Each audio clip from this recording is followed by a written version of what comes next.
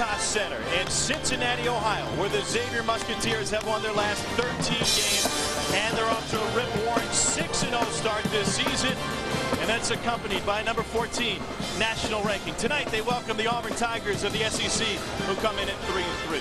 Welcome courtside, everybody, alongside my partner Greg Anthony. I am Tom Hart. Greg, it's not just that Xavier's undefeated. It's how they've gotten to this point. Come from behind wins against both Missouri and Virginia Tech, and then, of course, a neutral site win against the Memphis Tigers. Obviously, they're building with great confidence, having played so well early on in the season. And a lot of people thought they would be rebuilding after the 30-win season last year.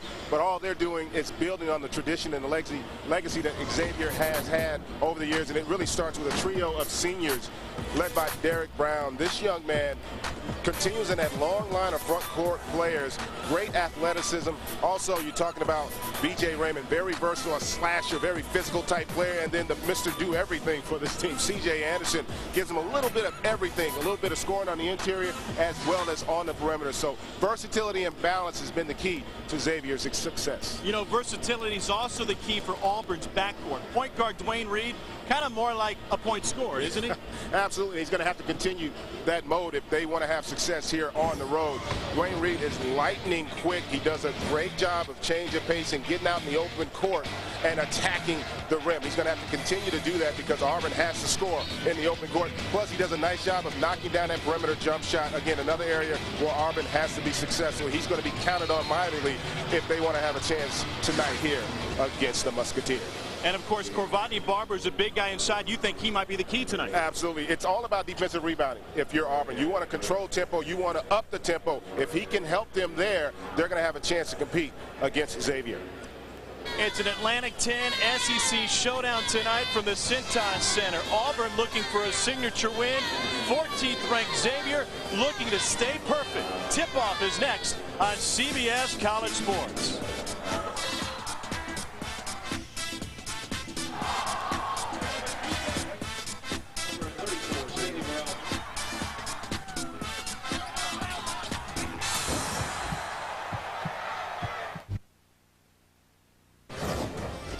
College basketball on CBS College Sports is brought to you by Energizer Lithium.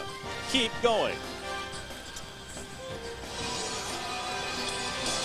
And a near capacity crowd, as is the norm here at the Cintas Center. 14th ranked Xavier taking on the Auburn Tigers. It's the first true road game of the season for Jeff Lebo's squad, now in his 5th year at the helm on the Plains. Last year they went 14-16. Here are the starters he'll put on the floor.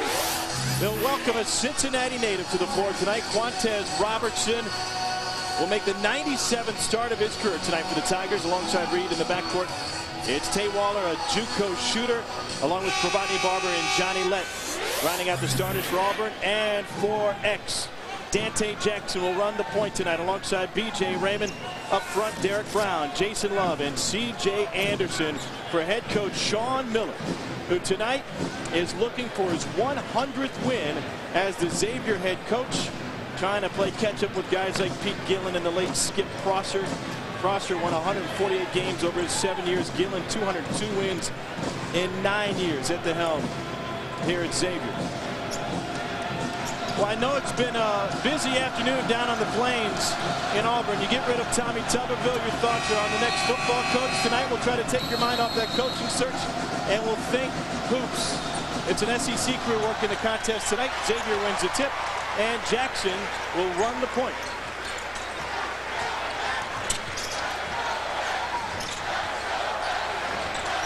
Love gives it back out to Brown. Two-man game, and Love with a jump hook gets his first bucket. Greg, that's a big advantage inside. It is a nice repost there, too. Didn't have good position, kicked it back out to reestablish better post position, and able to get the deuce. Lett gives it up to Waller. He will fire, and an off-balance shot is off the rim. Robertson loses the offensive rebound. Here comes Xavier. Raymond with a quick three early in the clock. And you talk about three. Remember last year, 16 three-pointers they knocked down at Auburn in route to victory, and that's a good start. That was Raymond. That was a school record for Xavier last year with 16 threes. And Raymond led the way. He was 6 of 8 behind the arc in their contest last season. come all the way out on Reed. Love turned him around, and Reed turns it over. And that's what Xavier wants you to do. They want to make you play 5-on-5 in the half court. They do a great job as a team of guarding the basketball. They make you play under duress, and they've had success early on against Auburn. So an early turnover for Auburn. They're averaging 14 turnovers a game. And that gives it back to Xavier. Xavier really with only one point guard right now. That's Jackson, who runs the leading spot at the moment. Terrell Holloway, their fantastic freshman, is out for another 4 weeks. He's got 2 to 4 weeks. He's got a stress fracture in his foot. And that's one reason why you won't see a lot of transition opportunities from Xavier. They're going to really look to play 5-on-5, not just defensively, but also on the offensive side of the basketball. Jackson's off the mark with his first shot of the game, and Auburn is on the boards. It was Johnny Lett who brought it down. And here's Dwayne Reed. He's a junior from Houston. Last year, 3rd in the SEC with a pair of steals a game. 10th in the league with 4 assists a game. Splits the double. Reed from 15 is off the mark. Nothing easy early on for Auburn, though, in the half court. And a hand check foul against Dwayne Reed, the first of the game. Xavier leads 5-0. Let's get Greg Anthony's blueprint for success tonight. Well, when you look at it from Auburn's standpoint, as you mentioned earlier, their first real test on the road, they got to make sure they limit their turnovers and avoid what I call the three-point traps. Yes, they're a three-point shooting team, but they don't want to fall in love. And the biggest key, they've got to control that defensive backboard. Xavier pitching a shutout thus far. 2 minutes in, 5-0 Musketeer lead. And a steal by Barber. See if Auburn can get some transition points, but it's only a 3-on-3 right now. Now Waller in transition, deep three, got it. That's what he does so well. Yeah, you made a great point there, Tom. That was transition. You don't want to have to play against that bonded Xavier defense in the half court. They're not as great in transition if you can turn them over. DJ Raymond looking inside, trying to find Love. Here he is. He gets doubled. Brown gives it up. Dante Jackson has his first three. And notice the difference already early on in the half-court offense and how Xavier, I should say, excuse me, gets the shots they want. A good offensive rebound there for Auburn, but Auburn plays under much more duress offensively. They don't get rhythm shots, and that's going to make it difficult for them throughout the course of this game. Greg, how much of that is Xavier having so many options on offense? None of their scores are in the top 25 in the Atlantic 10 in points per game.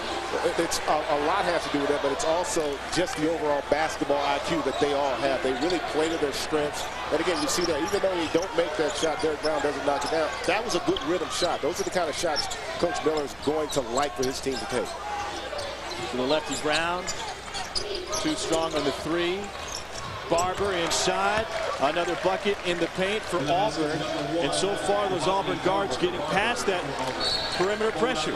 They're doing a good job early on. Great split of the pick and roll there to get into the paint. Let's take a look at Greg Anthony's keys for Xavier tonight. Well, Xavier's the best, one of the best in the country at attacking the rim. They've taken 77 more free throws than their opponents. They got to do a great job of defending the three, and then we talked about earlier that transition defense. They don't want to allow Auburn to get out in the open floor.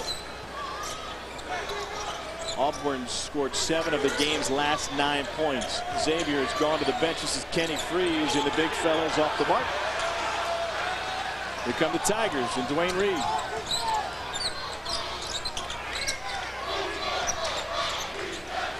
Waller goes away from the pick. Waller wants it back, doesn't he? He sure does, but great defensive rotation early on in this set, and it ends up coming out with a turnover there for Xavier. Anderson in the open court, goes to the left and gets it to fall. C.J. Anderson's got a bucket. Xavier back in front by a pair. They are just so tenacious on the defensive side of the floor. Notice how all 5 sets of eyes know where the basketball is at all times. Johnny Lett hands it off to Waller. Another three. He's 1 for 3 behind the arc to start, and then Lett compounds it, commits his first foul. Xavier leads Auburn 9-7, 15:25 to go before the break in Cincinnati. Xavier doesn't run all that much, but when they do, they make it count.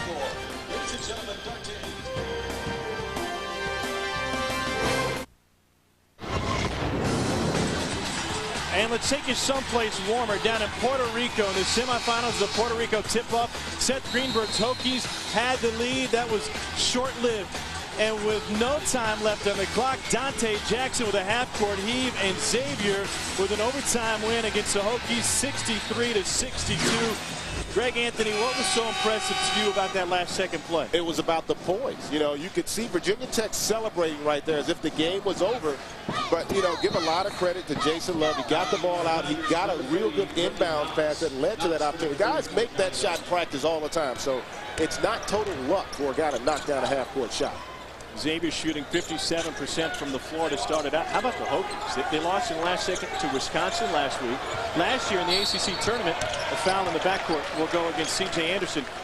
They lose to North Carolina on a Tyler Hansborough putback from about 10 feet. They win that game. They're probably in the NCAA tournament, and there were at least 2 other games during the regular season. That's a snake-bit squad. It is. I tell you, you talk about a challenge for a coach to make sure his guys stay focused and continue to believe and not lose confidence. That is tough to deal with. There's a Xavier team who's playing with a lot of confidence and a lot of fire that comes from their head coach, Sean Miller. Coaches with that same sort of passion with which he played, right? Absolutely. An Auburn turnover. That time, Corvatney Barber stepped on the end line.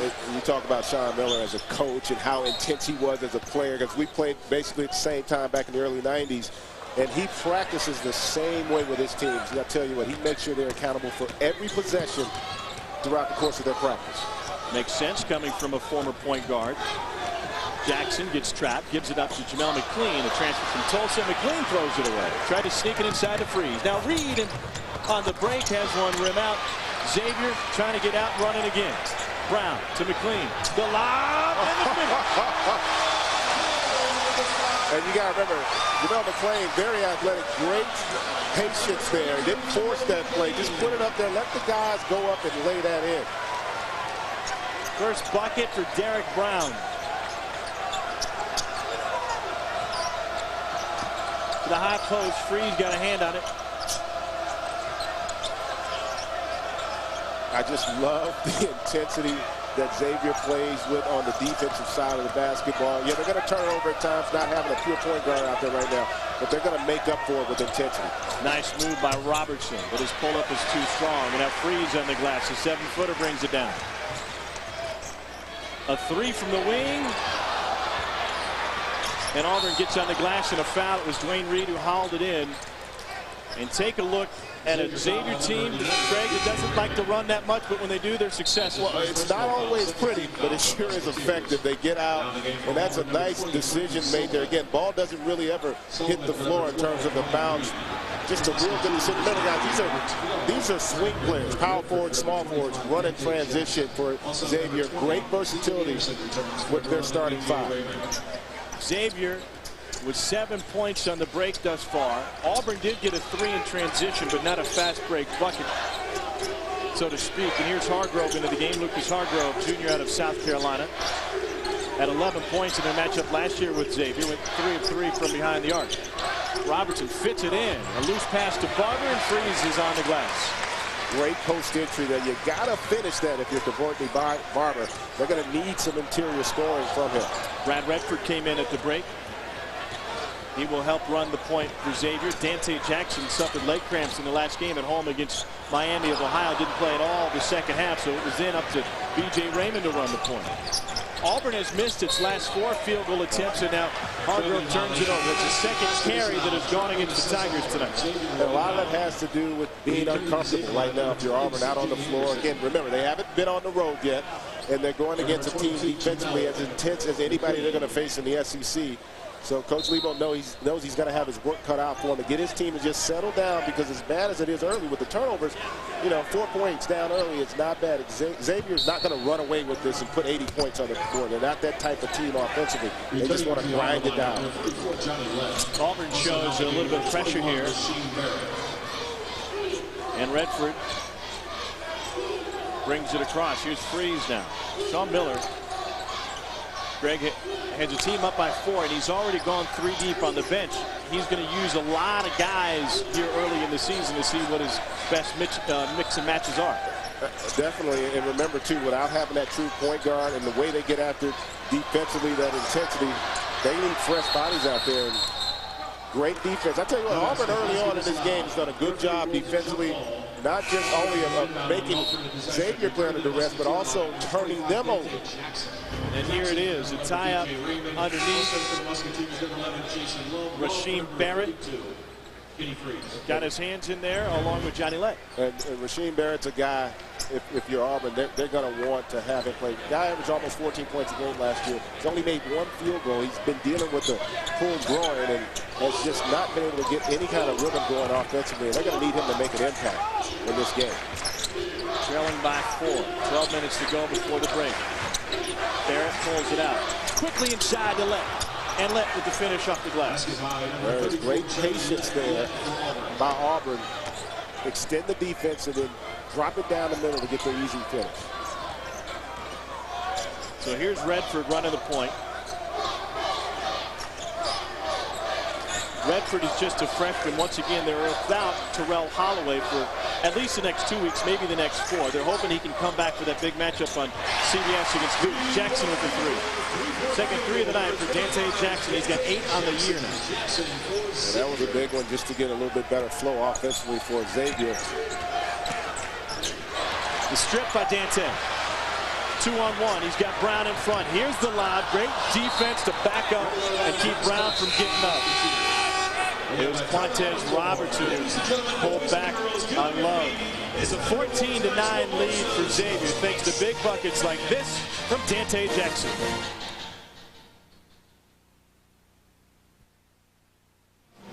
We'll welcome you back to the Cintas Center. 14-9. Xavier, Greg, you like this play by Auburn? Absolutely. Rasheem Barrett does a great job of bringing. He overextends that big, and the weak side. You see the weak side defense not able to get over. Let wide open under the basket. There was good ball pressure, but still able to make that pass on the interior for the finish. You're going to need more of that if you're Auburn in the half court, because Xavier does overextend their pressure when you run that pick and roll. They will come out with that big and hedge, and he'll stay until his guard releases him.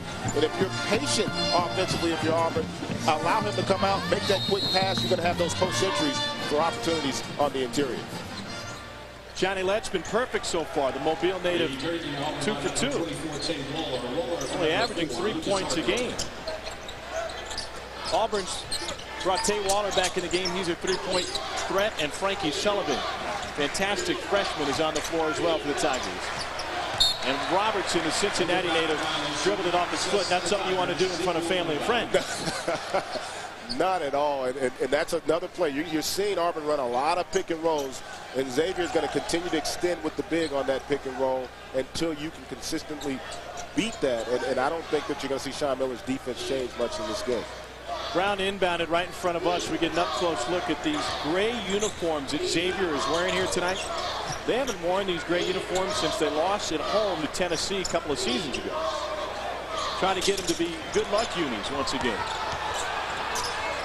Here's Redford for 3. The freshman's off the mark.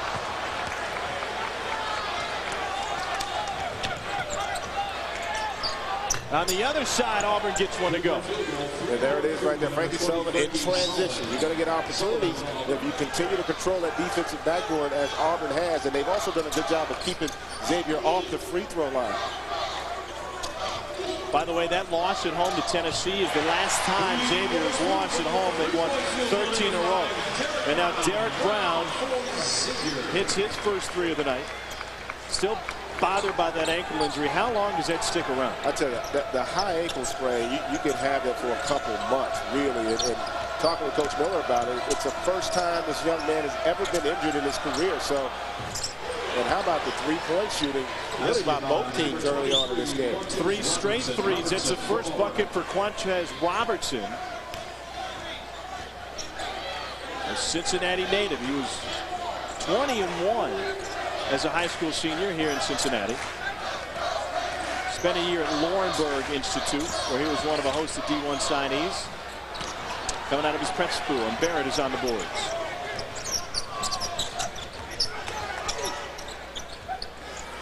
Another 3. That one's off the mark from Waller. He figured he was going to get in on the front. But those are good looks if you're Auburn, though. They're in transition. You don't allow Xavier an opportunity to set their defense. That's where they've struggled. Quick trigger from Redford. He's missed both of his threes. Loose ball picked up by the Tigers. That'll be a foul by C.J. Anderson. It's the second on Anderson. Well, all of a sudden, the skies have opened up here at the Cintas Center, and it's now raining threes. It's got to be something about Auburn for Xavier. If the team comes in shooting less than 30% from the three-point line, and you know Auburn's going to get them up, but Xavier's been able to knock them down. They did it last year against Auburn. They're doing it in this game, and really that's the reason they're in the lead is because of the three-point shot. And of all those threes, Ty Waller for Auburn really hasn't gotten going yet. He can be a streaky player even though he's been struggling with his three-point shot over the last couple of games. Here's a turnaround off the mark from Lucas Hargrove. Xavier with a three-point advantage in the jump stop, and a foul will go against Auburn. That will be against Frankie Sullivan, the freshman from Uniontown, Alabama. Auburn foul number 20, that's Frankie Sullivan. I tell you what, Frankie Sullivan's a young man that has a boatload of talent, not just his ability to shoot it from the perimeter. He can finish at the rim. Just starting to get comfortable, I think, playing on the Division I level. Came out of a fantastic two-way program. He was a starter for 6 years. Now, how do you start for 6 years in high school? You're a pretty good 8th grader. Ball knocked out of bounds. It will stick with Xavier. I bet Sean Miller was playing a lot as an 8th grader. His dad was a tremendous high school coach in the Pittsburgh area. Probably as a 4th grader, too, because you can just see, I mean, he's probably intense even in the 4th grade. Frease gets through, finds McLean, and a foul against the Tigers. Well, we haven't had a chance to talk about the big fella, Kenny Frease, but Coach Miller thinks he's probably the most talented big man, 7-footer, I should say, he's ever coached, and he's just got a real good feel for the game of basketball there. You know, not many 7-footers can make no-look passes off the dribble. Beautiful entry pass there, and he gets McLean to the free throw line. First trip to the free throw line for Xavier tonight. Coming nearly 12 minutes in the game, but this is exactly what Sean Miller wants, isn't it? Well, he definitely wants to see his team get to the line. And we've seen it early on. They're going to struggle at times in the half court because they don't really have a guy that can consistently break the defense down. And at times it can look a little bit ragged offensively, but the intensity and effort's there. Typically they get the offensive rebound. Auburn's done a good job early on of really controlling that defensive backboard, and that's why they're in this game.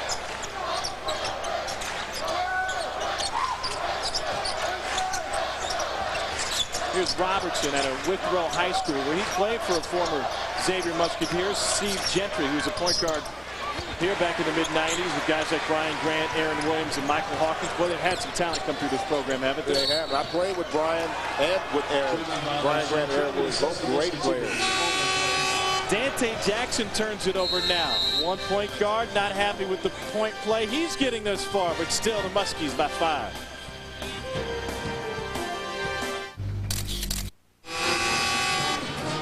Stick with us at the break. We'll take you to CBS College Sports Desk, where Adam Zucker is standing by. I'll get you caught up on all the scores and highlights from around the nation in college hoops. Scores from the Atlantic 10 and SEC.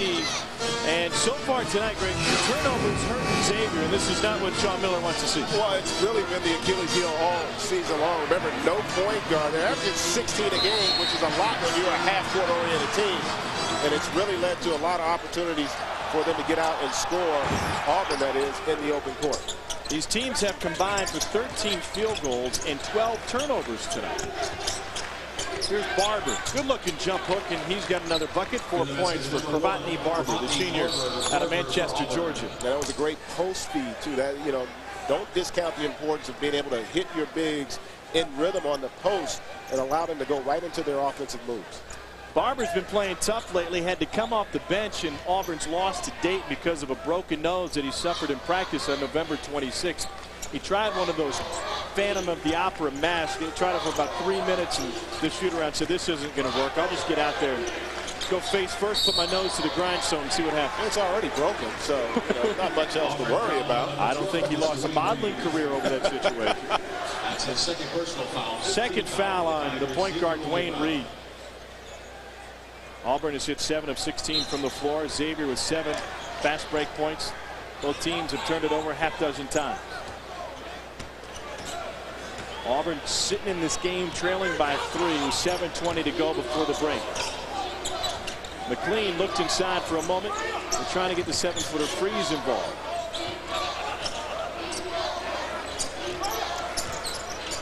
Raymond off the dribble, stops, pops, drops. Nice play, B.J. Raymond. And B.J. Raymond has that kind of game. Very versatile. He can knock down the spot up three. He's very good off the dribble. He can post you.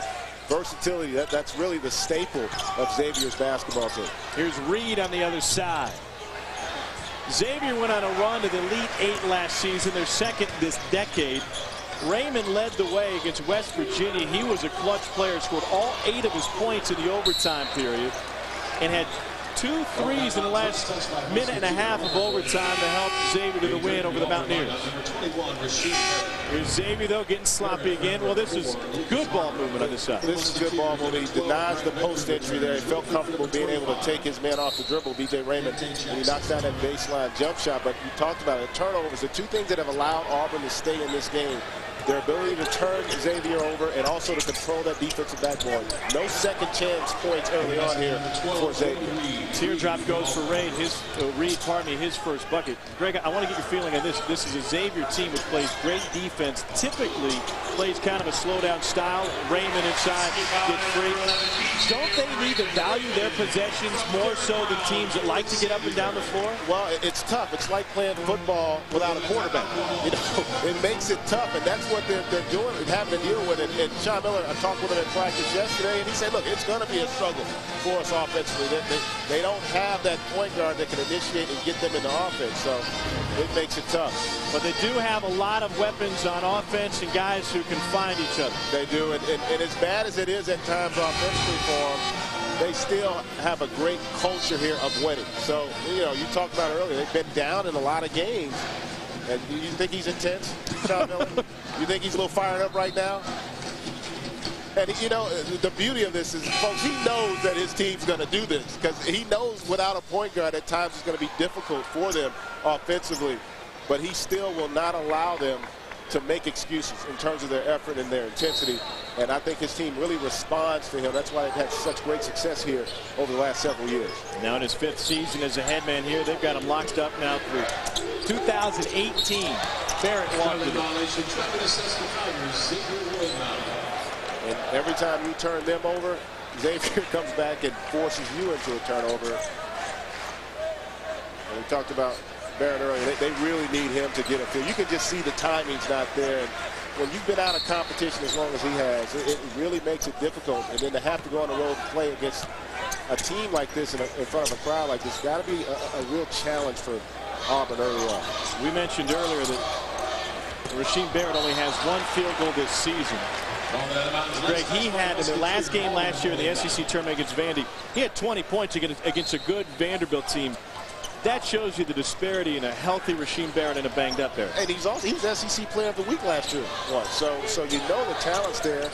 It's just a matter of getting the feel and the confidence, because you definitely lose a little bit of confidence when you haven't been there. There it is. That's a great time in there, Tom. You called it, and that's it. He's just in a bit of a hurry right now.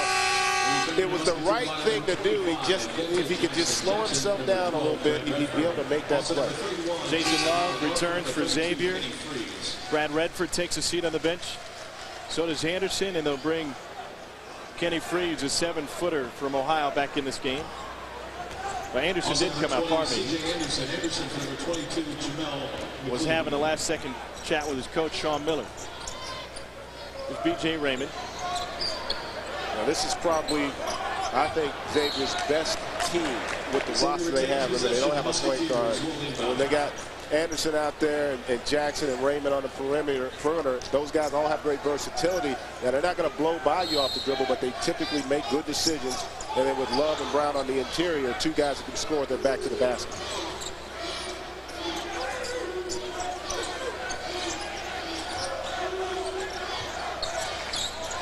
Here's Raymond. Gave it up. Shot clock winding down. Now at 5. B.J. Raymond from straight away.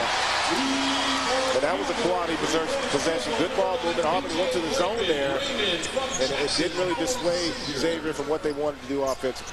Barrett says, I'm not going to turn it over. I'm just going to shoot it. B.J. Raymond has scored the last 7 points for Xavier. Now he looks inside to Brown. Here comes the double. Anderson out to Dante Jackson. That one's off the mark. Offensive rebound for Xavier. And a foul against the Tigers, Tay Waller. And here you have great ball movement by Xavier. They recognize the zone, and here the clock running down, and that's what Raymond likes. He loves to be able to face you up and watch him at practice. Made about 15 in a row, facing up right there. He stayed in that spot. I think he had a feeling that's where he's going to be a little bit this game. He's able to knock the three down. So Raymond gets a breather. And they bring in Brian Walsh. Freshman out of Pennsylvania. Walsh hauls in the inbounds. Three from the corner, air ball. Another offensive rebound for Xavier, their second straight. Love stepped down the inline. Another turnover for Xavier here in the first half. That's 9. You know, you think about it, they got 9 turnovers, and yet they're up 8 points. Because again, defensively, they do such a good job of disrupting what you want, taking away transition. Averaging 16 turnovers so far this season. Still a young season, but Xavier perfect at 6-0. Frankie Sullivan, good look inside. An extra pass has it stolen away. Robertson gets it back. For the basket, number 23. 5 for Quantez Robertson. Jackson gives it up.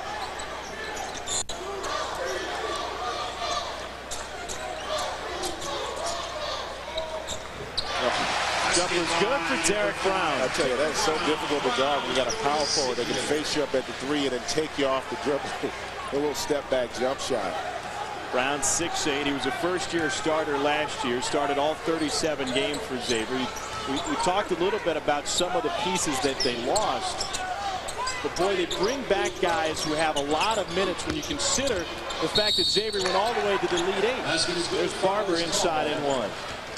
It's a 6-point game. Corvatney Barber will try to trim that deficit to 5. He'll be at the line when we return to Cincinnati.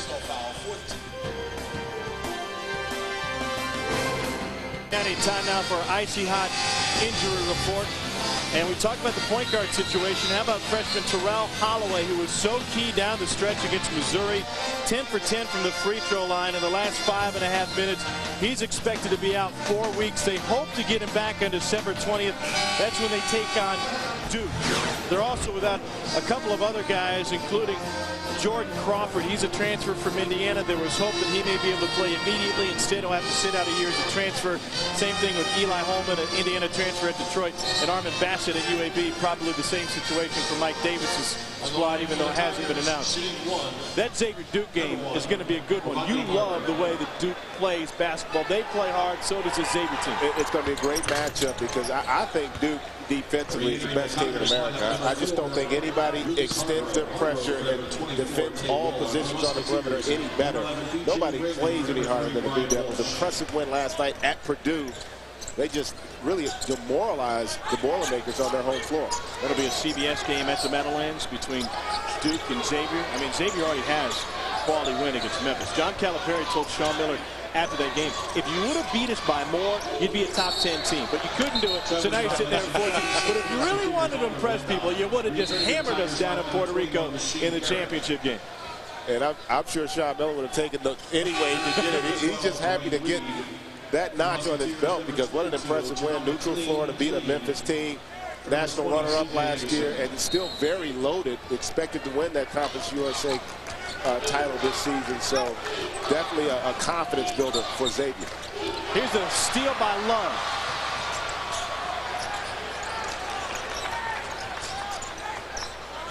B.J. Raymond will set the offense for Xavier. Now Jackson.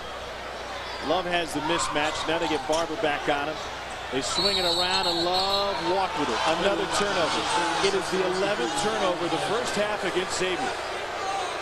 And A lot of the credit has to go to Auburn, because I tell you what, intensity-wise, Auburn has come to play on the defensive side of basketball. They are getting after it. I think they understand, look, Xavier doesn't have a point guard. Let's pressure them. Let's get up and make them uncomfortable. 7 of Xavier's last 10 possessions have ended in turnovers. Barrett finds Barber, and he commits the foul. It's a charge. It's the first foul on Corvatney Barber. And that's a great understanding right there from a team defensive standpoint of knowing what the play is. Being a step ahead of that play, Dante Jackson saw that pick and roll, and he was going to go right to the roll man, steps up and, gives up his body for the charge. Robertson picks up Jackson full court. Dante Jackson, a 6'5" point guard. Robertson gave him a bump, and now Auburn gets a steal, but a step. It's a pinball game. It is. And in fairness to Dante Jackson, he's not really a point guard. I would say he's more of a lead guard. And remember, he still would be starting even if Holloway were healthy, but Holloway would be in at the end of games. And they're just trying to get some serviceable minutes at that lead guard position from Jackson. And let's look again. Auburn is extending their pressure and making it a little difficult. Crowd's kind of quiet. I didn't expect this, but give Auburn some credit for kind of keeping them out of it with their defensive intensity. And of course, Xavier got great point guard play last year out of Drew Lavender, the former Oklahoma Sooner. With a handful of guys who have moved on but helped Xavier get to the Elite Eight. Here's McLean inside and draws a foul on Lucas Hargrove. It's a first on Hargrove. Jamel McLean started his college career at Tulsa playing for Doug Wojcik. Made 7 starts for the Tulsa Golden Hurricane. They'll be on our air this weekend on Saturday playing host to Oklahoma. Pardon me, on Sunday. And McLean had a fantastic game against a former Conference USA foe at 16 points. 8 boards and 4 blocks against Memphis down in Puerto Rico. Maybe he's a little bit inspired. Yeah, going up against them. And pardon me, that wasn't in Puerto Rico. That was an earlier matchup he had against Memphis while he was at Tulsa. I think everybody, no matter where you're at, when you get a chance to go against the national runner-up and a team like Memphis, it brings out a little bit more. And maybe that's what we're seeing from Auburn tonight. Their first road game of the season, and they have a ranked team in their crosshairs. From straight away. That one goes for Frankie Sullivan, his second 3, and it's a 3-point game with 1:29 to go before the half. But great patience by Barber on the post, because he forced the double team with his dribble, and then they was able to deliver the scoring pass on the perimeter for Sullivan to knock down that jump shot. Xavier hasn't scored a bucket in 3 minutes and 10 seconds and counting. McLean to Frease. Frease to Raymond. The 3 goes. I'll tell you what, the 3-point shot in this game for Xavier, much like it was last year at Auburn, has been the difference, because Auburn defensively has been every bit as difficult to score against, with the exception of the 3. Hargrove pulled down the board and was fouled. Miller doesn't like that call, but here we go, back-to-back 3s once again. Yeah, good job sinking him in, forcing the help, and he delivers that scoring pass for Sullivan. Number 4, Lucas Hargrove. And B.J. Raymond on the other end, we didn't get to it, but B.J. Raymond's having a very good game from the perimeter for Xavier. And again, inside-out basketball, that's what you like. Those are rhythm shots. Those are the kinds of shots that players like to get. Let it go inside, sink the defense, and then deliver a scoring pass on the perimeter. Hargrove fails to convert, misses both from the line. 6-point Xavier advantage. Now from the wing, Raymond again gets it. B.J. Raymond has 16 in the first half. He had 18 against Auburn last year on 6 threes. It's the largest lead of the night for the Musketeers. They're up by 9.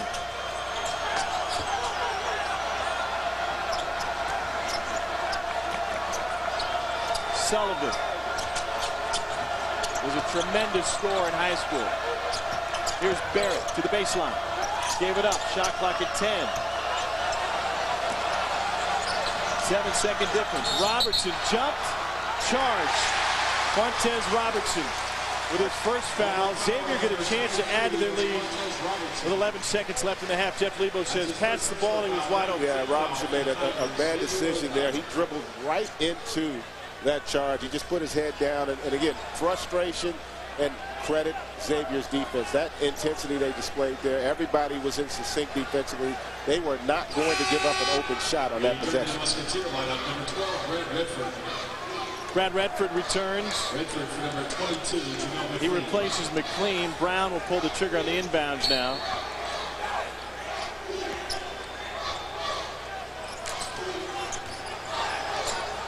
Jackson calls the play. Robertson fouls it. Some extra pressure outside. And the second on Quantez Robertson in the matter of 4 seconds. Yeah, and the senior playing in front of his home crowd. You know, the last 2 possessions are not what Coach Lebo would like to have, nor are they what Quantez Robertson would like to have as well. You don't want to foul a guy that last possession. Make them have to take a shot up over the top. So here's Dante Jackson, 71% from the line on the season. He has 7 here in the first half, 7 seconds to go. And McLean returns for defensive purposes for Xavier.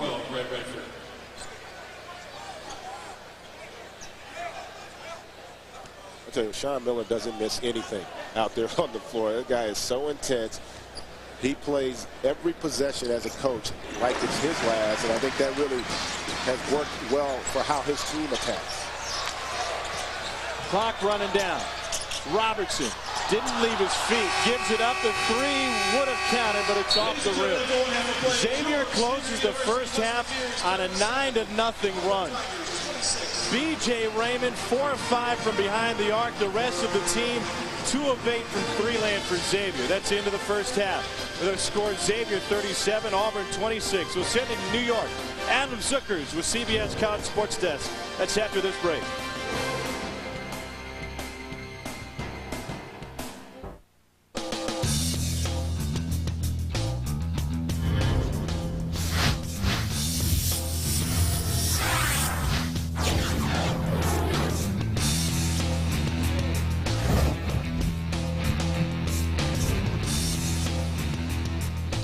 Welcome, everyone, to the CBS College Sports Desk in New York. Adam Zucker with you at halftime between Xavier and Auburn. Xavier up by 11. Elsewhere, it's the final night of the ACC Big Ten Challenge, headlined by top-ranked North Carolina against Michigan State at Ford Field, site of this season's Final Four. That one tipping off at 9:15. Meanwhile, Tom Crean taking the Hoosiers to Wake Forest. That is enemy territory. They're ranked number 17 in the country. Al-Farouq Aminu to James Johnson, setting him up for the dunk.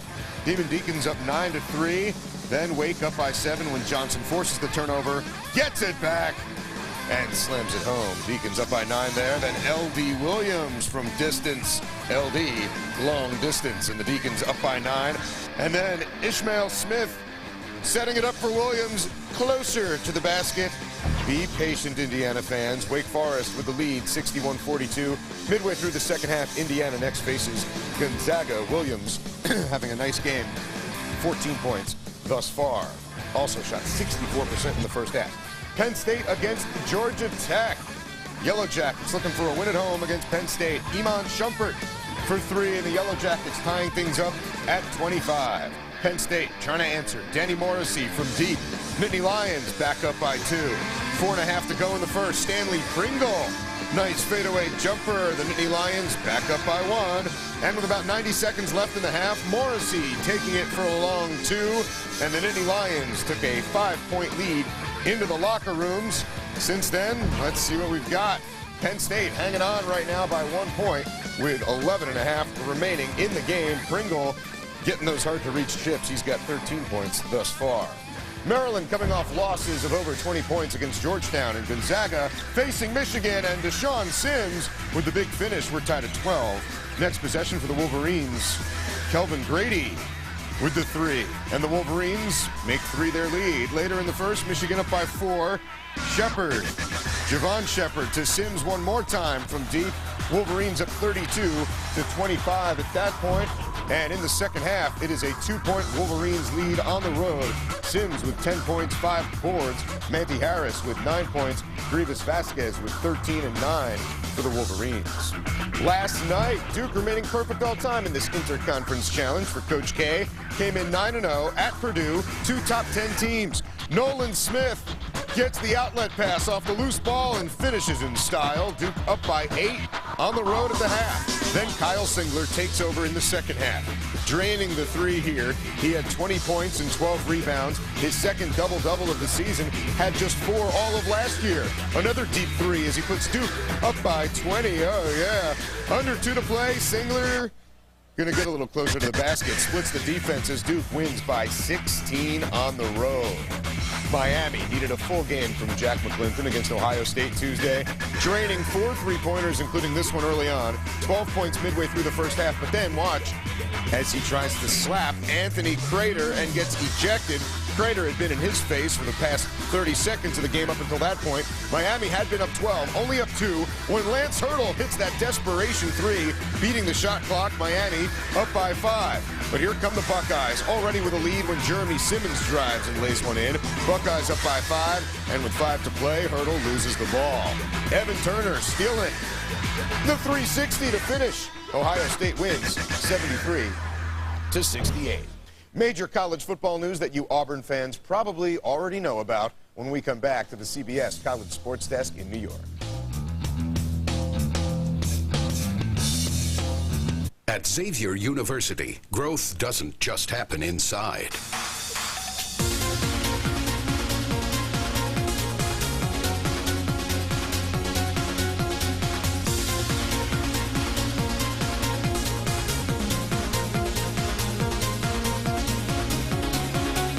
Xavier University, creating a 21st century learning environment. That's the power of X. Power for a lifetime. It's the slam dunk event of 2009. Get turned on to March Madness Atlantic City style with a ticket to the Atlantic 10 Men's Basketball Championship at Boardwalk Hall March 11th through 14th. Experience the action courtside as some of the top college hoops teams battle on the boards for the A10 crown. All session tickets are now available. Call 609-348-7021 to reserve your seat or visit us at www.atlanticcitynj.com. All right, other Atlantic 10 teams in action. Duquesne having a little trouble with their city rival. Pitt getting them 78-51.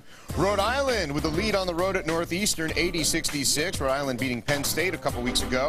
UMass and Toledo very tight right now. And Miami, Ohio in a low-scoring affair, a 34-22 lead on Temple. Well, it is a what have you done for me lately world, and despite guiding Auburn to a perfect season in 2004, Tommy Tuberville is out as head coach of the Tigers after finishing 5-7 with a sloppy loss at Alabama at the very end. Tuberville posted an 85-40 record in his 10 seasons since coming to Auburn from Ole Miss. The Tigers entered this season in the top 10 and attempted to insert Tony Franklin's spread offense, but it never took. They won one game 3-2. Franklin was fired, now Tuberville. Inside college football, going deeper into this story after our game. Back to basketball of Tennessee football. So they said goodbye to Phil Fulmer. Bruce Pearl, though, in very good shape thanks to plays like that. Wayne Chisholm jamming at home. Tennessee up by 4 on UNC Asheville. Final minute of the half. Tyler Smith, the alley-oop to Josh Tabb. Vols up by 16 at the break. And then Smith dishing it out, but he can also take it himself. Scoring there, Tennessee up 19 at that point. And the final score, 87-69, as they get Bruce Pearl his 400th career win. Tennessee has now won 34 straight games on their home court. Kentucky against Lamar, and some scary moments in this game. First, the good stuff. Ramon Harris to Jody Meeks, Wildcats up by 10. But then, during a fight for the loose ball here, it's Michael Porter and Ramon Harris going head-to-head. And Harris on the floor, near motionless, taken off the court on a stretcher. We're going to update you on his condition on College Sports tonight at 11. Meanwhile, Patrick Patterson for the emphatic finish. The Wildcats rolling in this one amid concerns for their teammates. Patterson with 25 points, Meeks with 19. Kentucky with a sizable lead, still going here with about 7 minutes left. It is 91-47. Kentucky on top.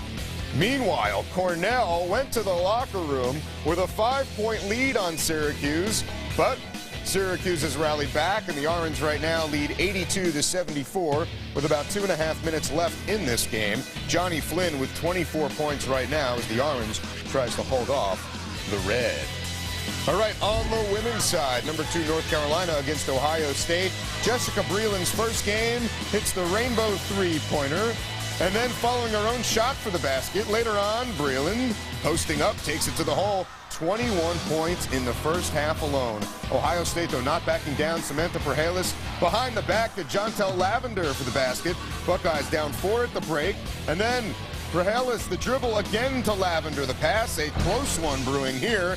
And Ohio State with home court and still plenty of time here. Buckeyes with a 52-50 lead. Lavender with 25 points and 11 rebounds. Breland with 25 points herself. Rashonda McCants, Rashad's younger sister, has 7 points so far in this game. And top-ranked UConn taking on Holy Cross, and look at this, 82-93, the Huskies leading this one. Maya Moore with 13 points right now for the Huskies. And that'll do it from here on the CBS College Sports Desk in New York City. I'm Adam Zucker. The second half from the Cintas Center on the way. Remember, Inside College Football after the game, followed by College Sports Tonight. Right now, Xavier with an 11-point lead, thanks in part to number 11, B.J. Raymond letting it rain. Back to the game after this.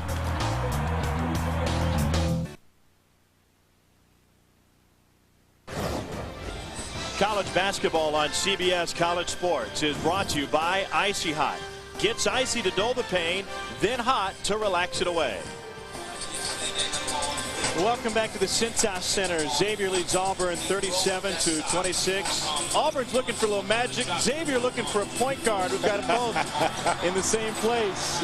And after a dozen turnovers in the first half, Xavier would love to find somebody to handle the basketball. Tom Hart alongside Greg Anthony. And even though Xavier turned the ball over 12 times, they're still playing very good defense. They've done a great job of not allowing those turnovers to lead to easy opportunities for Auburn. Only 3 fast break points. And, you know, when you turn the ball over that many times and you can hold a team to 26 points, you know you're doing the job defensively. B.J. Raymond has done the job now 2 years running against these Auburn Tigers. Last year, school record 16 threes as a team. Raymond had 6 of those. He's got 4 in the first half tonight. I tell you what, Coach Jeff Lebo might want to find out why he didn't recruit this guy, because something about Auburn just works well for B.J. Raymond. He was just on fire from the perimeter. We talked about during the break, 8 3-pointers coming in, 4 tonight, and that's been the difference in the game. The rest of the team, 2 of 8 from behind the line. Both sides have turned it over 12 times, and Auburn has 9 points on those turnovers. So Auburn is in this game at the half. Is it too simple to say that they're only in this game because Xavier has turned it over a dozen times? I think so. I think you got to give a lot of credit to the intensity on the road defensively by Auburn, because they did a good job of forcing turnovers. They just haven't had enough patience offensively to really convert when the opportunities have presented themselves. Raymond, 16 points in the first half, 4 of 5 from behind the line, and Xavier, as a team, shooting 57% from the floor. And they have assists on 11 of their 13 field goals, and I think that always tells the story with Xavier. Well, they're team first. It's always been about that for them, and also equally as impressive, 46% from three-point range. Folks, this is a team coming in shooting about 30% from 3, so that is not their strength, but it has been in this game, and I think that really tells you about Xavier. They just find a way to win. You know, and some nights it's the 3, other nights it's going to be their ability to get to the free throw line, the one constant, their defensive intensity, and the way they attack you in the half court. Xavier closed the half on a nice little run. They start the second on the same. Derek Brown. It's an 11-0 Xavier run. Let's see if Jeff Lebo's Auburn Tigers can regroup coming out of the locker room. Tay Waller for 3. I think Waller lets on the glass, and he picks up the loose ball but can't finish. I think Tay Waller is going to be one of those guys that's going to win some games for Auburn this year when he gets hot. Yeah, and conversely, he might lose a few, because he's really been non-existent. 1 of 5 from the floor in this game, and he's basically turning into just a 3-point shooter. He's going to have to add a little bit more to the repertoire if he wants to be effective. Dante Jackson. Xavier again hits. Lebo wants a timeout. He's going to talk about it. This is a minute into it, and Xavier now, over the last 2.5 minutes of game time, is on a 14-0 run. That's a pair of touchdowns for you Auburn fans.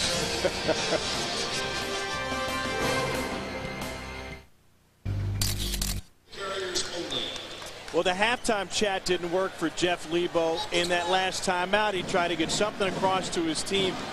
Greg, how do you get a team to all of a sudden ratchet it up defensively? Well, I don't know that you get it in this game, but if you're Jeff Lebo, it's really about creating the habit. You know, I had the good fortune of watching Sean Miller and his group, the intensity they display on every possession in practice. And you see it when they come out. They never let up on you defensively. And if you're Jeff Lebo, I take this game film and I show this to my team and say, look, guys, this is how we want to compete defensively. That way you don't get deterred when things don't go well offensively. 12 turnovers by Xavier in that first half didn't stop the way they attacked you defensively. Waller gives it up to Reed. Reed with the floater. Another beauty of a shot in the lane for Dwayne Reed. Boy, was that a much-needed basket by Auburn. Reed only has 4 points tonight. In the 2 games coming in, he had scored 36% of Auburn's points. That has not been there yet this evening. Anderson on the curl, gives it up to the corner. Got another one. This time it's Dante Jackson. A great ball movement there. Great execution of their offensive set by Xavier. Waller looks inside. Barber had nowhere to go. Jason Love beat him up. Brown looking inside, too much traffic. So Jackson tried to go baseline, gets tied up by Quantez Robertson. That's 3 fouls by Robertson now over about the last 3 minutes of game time. Here's Dwayne Reed in the paint. Look at the difficulty of this shot. That degree of difficulty there is one of the reasons why Auburn's struggling. You see here, great ball, but rhythm shots. You've been seeing that from Xavier all night. It's one reason why they're shooting such a high percentage from the field. That was Jackson with the 3 and Anderson with the assist on the last trip down for Xavier. Brown gets it inside to Anderson. Anderson draws the foul on Dwayne Reed, and he's saying, hey, I'm only giving up about 70 pounds to this guy. Come on. And you can see a little bit of frustration right now from Auburn. And that's another thing I love about Xavier. They really do a great job of recognizing mismatches right there. You got C.J. Anderson being guarded by a guy much smaller. They show great patience, allow him to establish position, and then he goes into attack mode. Anderson, 1 of 2 from the floor so far tonight. His first trip to the free throw line, just a 54% free throw shooter. I thought that would work the other way. You know, a lot of times when you saw guys shoot 90, you jinx him. He's made 15 in a row. He's going to miss. Yeah. You say he's only made half of them. Certainly he's going to make one. C.J. Anderson was the MVP of that Puerto Rico tournament. And he's off the mark again. Ooh, that was Shaq-esque there. That miss. That was not pretty. The strip by Jackson. Picked up the ball and a floor burn, all in the same play. Deep 3. Goes. B.J. Raymond is going to beg for Auburn to be on the schedule again later this year. Give Jackson a lot of credit. He comes up with the steal, and that's a nice finish there by Barber. But he comes up with the steal. He goes down, he runs the pick and roll, turns the corner, and creates that opportunity there for B.J. Raymond. Raymond's next 3 would match his career high. He's got 19 points here. You know, Raymond did a great job last year using that Auburn game as a springboard to a great week. Anderson commits the foul. C.J. Anderson's 3rd foul of the game. He started with Auburn, and then St. Bonaventure, then Fordham, had 20 points, 3 boards, and 2 assists a game for that entire week. There's a player control foul on C.J. Anderson. That was a good call there. The position was definitely established by Barber. I think, you know, you can use one game, even if it's against an opponent you've had success against, and carry that over and go on a nice little run. You definitely can. I think, and you really can do it for Xavier because they're guys, all of them have an understanding of who's hot and who's got the rhythm going offensively, and they all are looking to get him opportunities. Robertson went up to pull down that board. Trying to spin it back up and it didn't go. Now, does that hurt Xavier in a big game come the NCAA tournament comes to when you don't have one go-to guy, but rather such a shared offensive output? I don't think so, because there's such great trust and chemistry on their basketball team, and they've established the culture of how they are going to be successful. Last game it was Brown with the big game, and the team really followed his lead offensively. I think because they all believe in one another. They don't get caught up in who's getting the numbers. They all know they're capable, and it really takes pressure off you. And when you don't have to be the guy, it's just a matter of who's going to have it going on any given night. A couple of subs check in for both sides. Rasheem Barrett returns. Reed and Waller both take a seat for Auburn. Reed, Robertson, and Waller each have 3 fouls now for Auburn. And Anderson finally hits a free throw. 19-point lead for Xavier. 16-19 to go tonight from Cincinnati. And McLean returns for the Musketeers. So Quantez Robertson, a senior from Winthrop High School right here in Cincinnati. The second-team All-State performer, runs the point now, and was a candidate for the City of Cincinnati Player of the Year his final year before he went on to prep school at Laurinburg. Illegal screen, I believe, was at 3. Yeah, it's on Lucas Hargrove. He couldn't quite get the position established there. So back to Quantez Robertson. He started every game of his Auburn career. This is the first time he's had a chance to play in his hometown. The whole row of seats behind the Auburn bench is full of Quantez Robertson fans, friends, and family. And he's got 5 points tonight and 3 fouls. Frease lost the handle, gets it back. Barber may have taken that one off the rim. Here's Barrett. Stops off the glass. And just not there yet in game shape. Barber got away with a reach. Frease was all alone, but it was knocked away by Robertson. Auburn wants to run. Sullivan will pull. And Xavier's on the board. Frankie Sullivan tonight has a pair of threes. He's got 6 points. He scored 4,000 points in his 6-year career on the varsity at R.C. Hatch High School in Uniontown, Alabama. And Jeff Lebo thinks he's going to be a special player at Auburn. He's got all the tools offensively. McLean foul going back up. That'll be the first on Rasheem Barrett. And McLean will be at the free throw line when we return. Defense turning the tide for Xavier. Dante Jackson got his hands in, found the ball, and that led to this 3 on the other side for Xavier. Another for Raymond.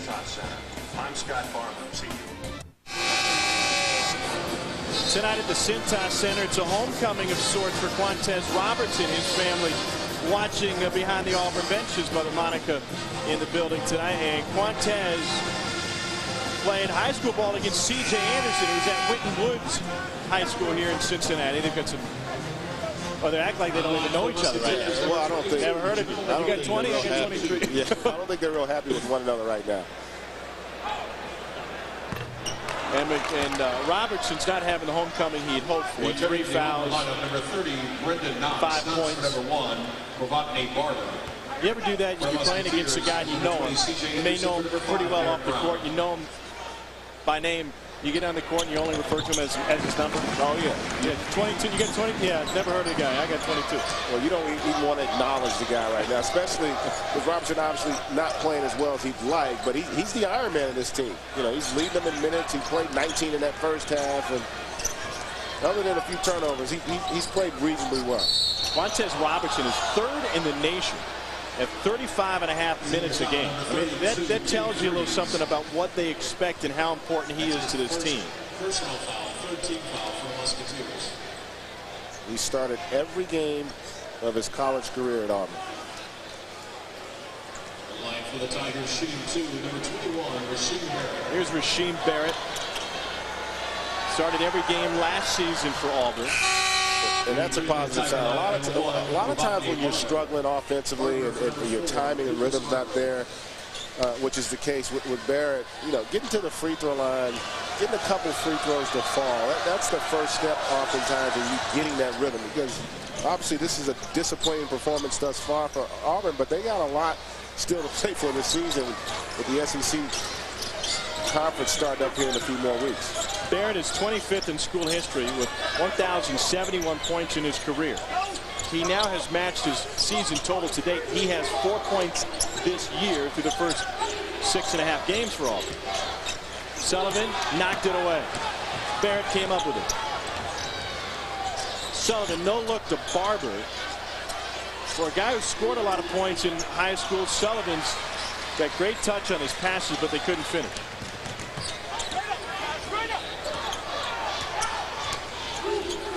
Jackson gets doubled. Another Auburn steal. Robertson got tripped up by the 7-footer Frease. If he wore size 17 instead of 19, it wouldn't have been a foul. Second on Frease. And that's just being in the wrong place at the wrong time there for Frease. And that was really incidental contact, but because it had an impact on the play there, as an official, you got to make that call. Yeah, that's a tough break there. And then Tracy Woodson with the call on Redford on the hold coming around the corner. Tracy Woodson, the longtime Los Angeles Dodger, the official nearest us out on the perimeter. The first on Redford. By the way, Cincinnati fans, Reds fans, you may remember Tracy Woodson. He's a jumper from the free throw line off the mark. Tom Browning pitched a perfect game down the road for the Reds in 1988. The man who made the last out was Tracy Woodson. He struck out for the Dodgers. Frease lost the handle, blocked by Barber.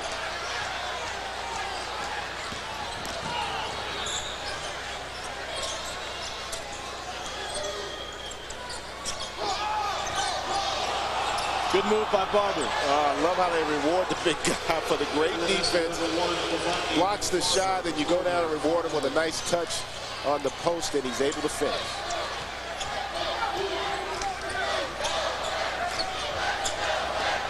Redford looking for Frease. Frease has a great court sense as a freshman, doesn't he? Yeah.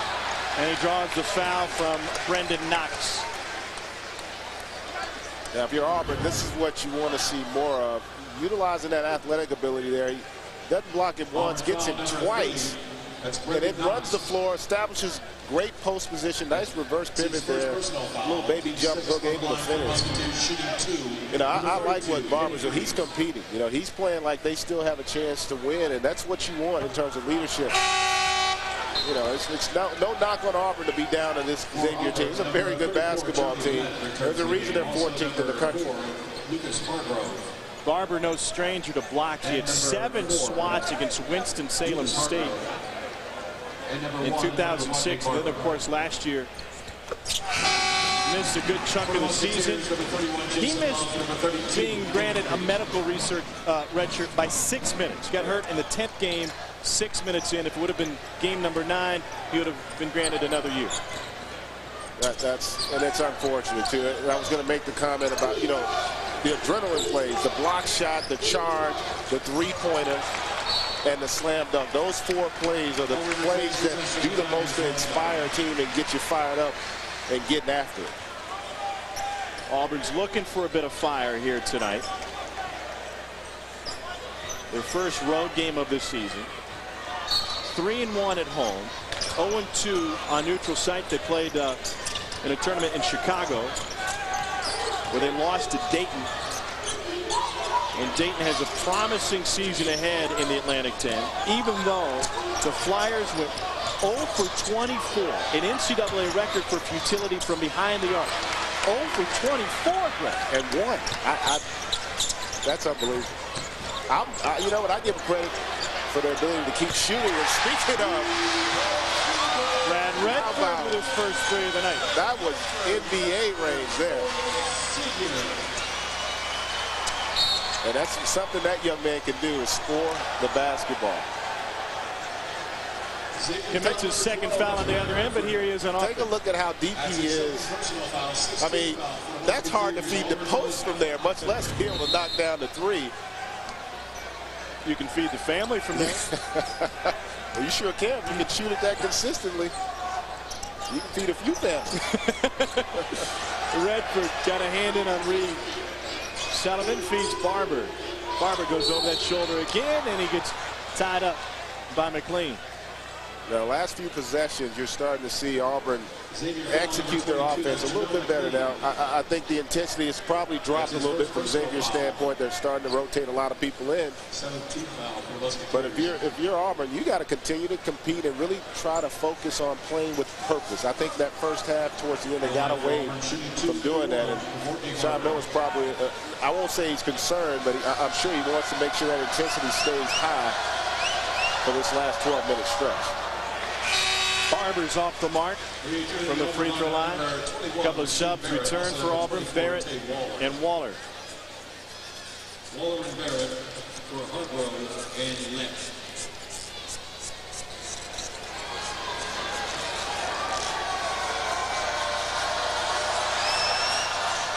Barber misses them both. On the glass is Raymond. One of Sean Miller's goals coming into the season was to make more free throws than their opponents attempted. They are ahead of pace coming into this one.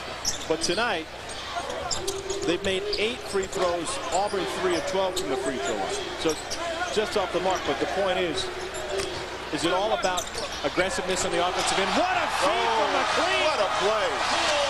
But that's that chemistry right there, Tom, we talked about. Everybody has a feel for where everyone else is on the floor. 3 rattles home that time for Frankie Sullivan. So that young man has a beautiful stroke from the perimeter. McLean had the assist last time down. He's in his first season in a Xavier game uniform, but practiced every day with them as a transfer from Tulsa. And now a throwaway for Xavier, and that is turnover number 17. How about the touch? Love to McLean to Brown. Thank you very much.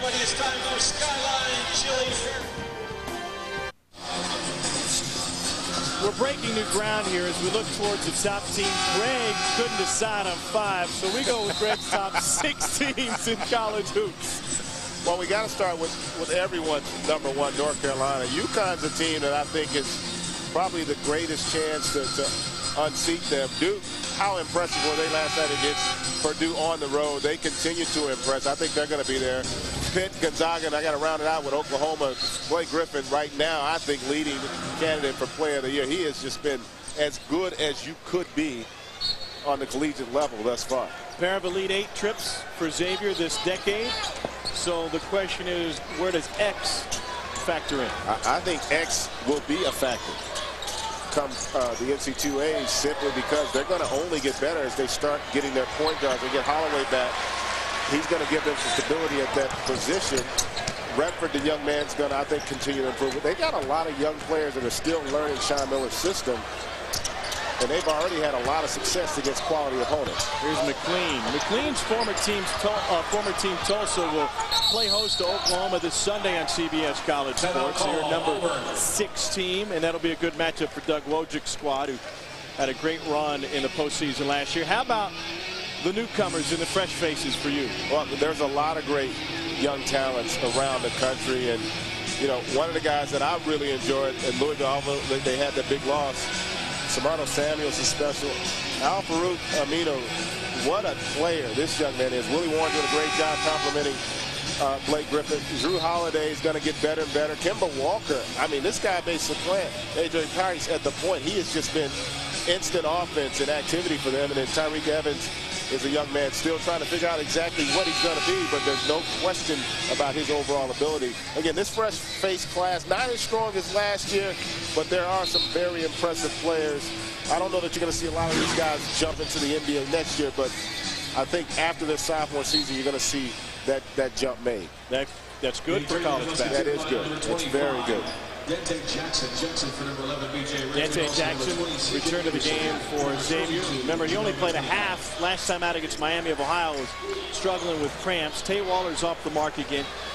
Just watching Waller tonight, Greg, he doesn't go straight up with his threes. A lot of them are off balance. A lot of them may even be outside of the flow of the offense. Can you have success as a shooter when you're going off your heels and you're going off one foot? Not really, and part of the problem is he doesn't trust his teammates. And that's evident in how they're playing right now, because he's basically shooting at any opportunity he gets because he's not comfortable in feeling that those opportunities will come. That's something as the season progresses for Auburn, I think he'll get better at. But again, don't discount the fact that they're going against arguably one of the top 2 or 3 defensive teams in the country on the road. And so they're going to make it tough for anybody to get into a rhythm offensively. And you can rest assured that Sean Miller had that in his game plan in terms of scouting. They did not want to allow him to get going from three-point range. Waller's resume shows that he can shoot. He was at Okaloosa Walton Junior College, where he set the school record, or pardon me, was second and third in school history in threes made this season. 117 his first year. He made 143 three-pointers last year at the junior college level. Folks, that is a ton. That's a lot. One of the reasons why Kansas was trying to sign him, Auburn was able to beat out Kansas to bring him here. And they're still counting on him. And I talk about three-point shooting. Sullivan's got 4 of them tonight. And I think this is the young man, if you're Auburn, you got to get excited about, because he's only going to get better as he gets more comfortable playing on the Division I level. Told you that he played varsity for 6 seasons. I'm still trying to figure that out. Won 5 state championships. So that 8th grader was out there beating people for the state title. In fact, he had 51 points in the Alabama 2A state title game his senior year. Jackson finds a little man inside. He's going to go up with it, and he went down with it as well. And Redford didn't draw the foul. The ball will go to Auburn. That's a tough play there for Redford. I mean, that's one where you want to probably try to bring that out. A little bit of pride there, trying to draw the contact, unable to do it. But I tell you what, he gets after it, and I give him a lot of credit. He's more than just a shooter, too, folks. I think Redford's going to have a chance to have an impact on this program as he gets a little bit more mature physically and gets a better grasp of what Coach Miller wants from him. I think he's going to be a factor. B.J. Raymond replaces him. Sullivan hits the first of 2 free throws. Remember, we told you early in this game, if you're just joining us, Xavier has been operating basically without a point guard. Dante Jackson has assumed that role this season, but Terrell Holloway, who was so fantastic down the stretch the last couple of games, is out for 4 weeks. So Brad Redford has an opportunity over the next couple of weeks to show what he can do. And he's played well. You know, I think he definitely, again, is going to be one of those guys. And the way that Coach Miller implements his system, he's going to play 10 guys. So, you know, there are going to be a lot of opportunity and minutes, I believe, for Redford as the season progresses. Jackson gets slapped by Rasheem Barrett. It's a second on Barrett. Okay, let's talk about postseason chances for Xavier now when it comes to a team not having a point guard. And Dante Jackson kind of has a position by default right now. Tennessee in the postseason last year had real issues at point guard. That was their downfall in the NCAA tournament. There's a few guys at the end of that bench that are only in warm-ups and not in uniform. Can you succeed in the postseason without a true point guard? I tell you what, if you don't have it, it really helps to have a trio of seniors the way Xavier does. And I do think that eventually that Holloway is going to be a guy that they're going to count on for big minutes down the stretch. He's not going to blow you away statistically, but he is in terms of being able to settle their team and get them into scoring opportunities in the half court. Sullivan draws the foul, doesn't finish, but C.J. Anderson picks up his 4th. Terrell Holloway is a freshman from Hempstead, New York, out 2 to 4 weeks with a stress fracture. Went to Harmony Christian School. They went 28-2 and made it to among contenders for the National Prep Championship. And I talked with him yesterday. He said, I'm going to be back next week. He said he's only going to be out 1 more week. He says, I'm a quick healer. So, you got Mr. Miyagi hiding in the training room? He must have some. Maybe he's in the yoga. I don't know. Well, they've got Ohio next, and then the crosstown shootout with Cincinnati. Would love to have him back. That's December 13th before that game against Duke, right before Christmas on the 20th. But that's the one I'm sure he's got circled on his calendar, that game against Duke. And, you know, that's always a great test to see where you are as a basketball team, because no one will challenge you more defensively than Duke. All Auburn on a 7-0 run over the last 90 seconds, and now Frease throws it away. Has Frease impressed you, that pass notwithstanding, impressed you with his passing for a big man? It has, but he hasn't quite gotten the chemistry with this team. And I tell you what, Tom, you look up, it's a 13-point game with 8.5 minutes to go. You know, Auburn's fought themselves back into it. We know they have the ability to knock down three-point shots. Let's just see if they can execute well enough offensively. Sullivan couldn't get it to go over the top of Brown.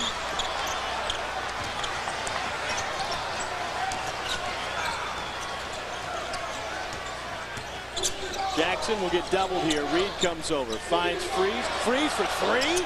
The 7-footer buries it. Well, we told you he had skills, folks. I mean, he can shoot it, he can pass it, and he can also foul it.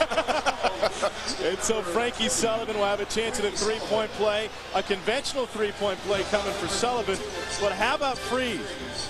I guess when you're 7 feet tall, that extra foot doesn't mean much when they move the arc back.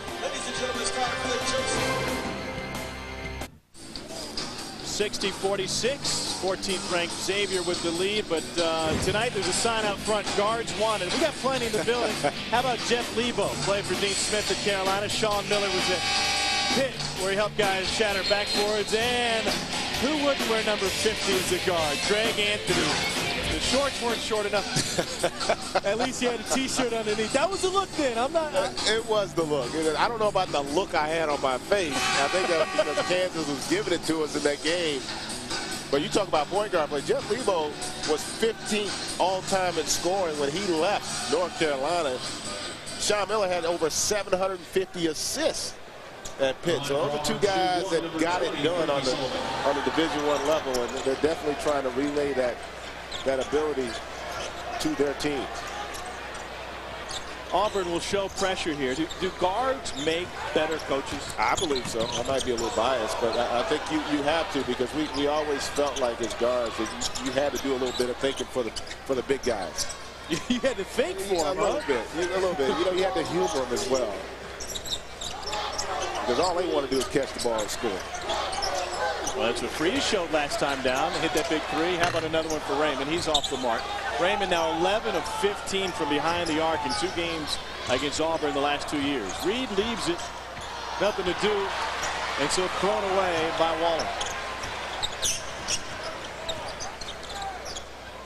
Xavier by 13. Why not shoot it?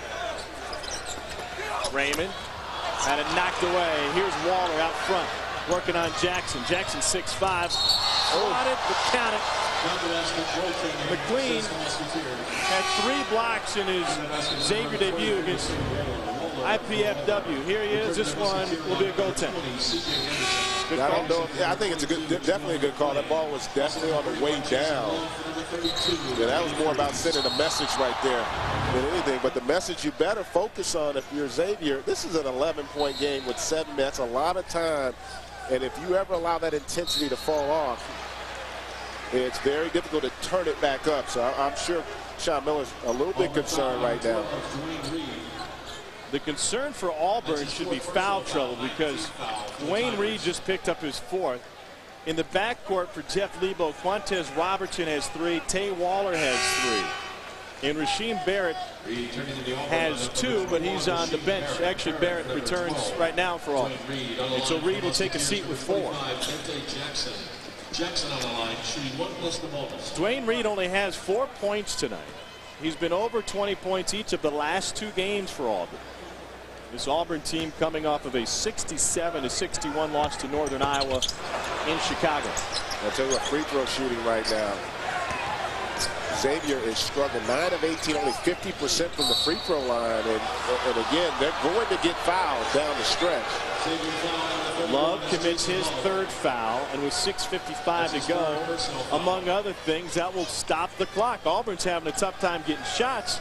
No one guards you from 15 feet. But they get the opportunity to go to the free throw line. And again, when you're starting to struggle offensively, if you can get to that line, and you know, Robertson hasn't had a very productive game offensively, but you get to the line, you get a couple free throws, you get to see that basketball go through the hoop, you start to get a little bit more confident. The senior from Cincinnati, Quantez Robertson, hits them both. He has 7 now. And here comes the Auburn pressure. They'll put Barrett on the ball in front of Anderson. And I think this is a great move by Auburn because, again, Xavier struggled with turnovers. You want to get them out of their offense and make guys play the game uncomfortably, and that's what's happening. An early three, and it goes for B.J. Raymond. But they got to remember about Mr. Raymond because he's been the one guy that they have not had an answer for in this game. Raymond has tied his career high. He's got 22 tonight. For the second straight year, he's hit 6 threes against Auburn. Keep him coming in section 107. But Greg, was that a good shot? It was a good shot because of what he's been doing in the game. I mean, he's been so efficient from three-point range. And with the way things are going, you know, a play like that is really demoralizing to a team like Auburn. So that was a, you know, it's a shot Auburn wanted them to take. It's just the wrong guy taking the shot because B.J. Raymond has just been on fire in this game. For the second straight year, he's 6 of 8 from behind the line. He had 22 against Richmond in March of last season. And he's hit some big threes in his career. Against St. Joe's last year, hit a go-ahead three with under a minute to go.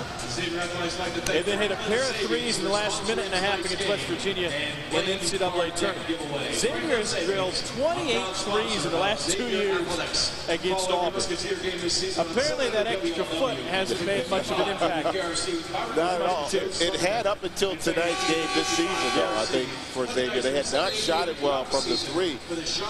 But I don't know. It's just something about maybe it's the uniform, the name. I don't know. But they sure seem to shoot it well, in particular B.J. Raymond, when they see the Auburn Tigers. They're at 29% on the season coming in. They've hit 57% tonight, 12 of 21 as a team. They've shot better from behind the arc than the free throw line. They're only 50% from the stripe. Oh, better from the field than the free throw line. 55 from there, and that helps to offset those 19 turnovers that they've committed in this game. And really, the three-point shot has been the difference. Now a 12-point game. It was down to single digits. Barrett will drive, and he gets it off the glass. Auburn's not going anywhere. Trailing by 10, 6:25 to go. Here's the pressure. In the trap in the backcourt, and Xavier will use a timeout. C.J. Anderson will use a 30-second timeout here. Just what Jeff Lebo wants. And this is, again, this is Barrett doing what he did last year. You know, he looked a lot more comfortable. They run an ISO at the top for him. He's able to get to the basket and finish with the right hand. Beautiful play. Again, this was done with patience, under control, and he was able to take the shot in rhythm and knock it down. Needs to collect at least 350 units of Shane Barrett, a senior out of Atlanta's Marist High School, not playing all in the preseason, dealing with that groin injury. Slow to get back into the swing of things. Tom, this next stretch, next 2-3 minutes, it's going to be vital for Xavier to make sure they get quality possessions, really minimize those turnovers. And if you're Auburn, you got foul trouble, but I'm not really opposed to putting them on the free throw line. They're shooting, like I said, we talked about earlier, 50% from the line. That has not really been a strength of their basketball team this season as well. Both sides have a pair of timeouts remaining. That ball lost off of Raymond's heel, picked up right in front of us. It sticks with Xavier, though. They'll reset the shot clock. The effort by Sullivan is all for naught as the Musketeers get the loose ball. Then he tries to strip again. Raymond from straight away. There were 24 seconds left on the clock. He still drills it. Ill-advised or not, they're making the threes when it matters. In fact, it's one guy making the threes when it matters. Yeah, it's one of those ones shot over. Oh, no, no. Yes. As he knocks it down. But he's in such a good rhythm offensively right now. It's not the shot you would diagram in that situation. Barrett can't answer, and he'll go out of bounds and back to Xavier. And that last three, it'll be interesting to see if Auburn can find another gear here defensively. They're coming out and extending that pressure. But they got to figure out, somebody's got to guard Raymond. He's really been the difference from the three. I mean, career high from the three and overall points. He's the one guy I'm focused on if I'm Auburn right now defensively. Here's Anderson. Gets it to the corner. Raymond is on the right wing.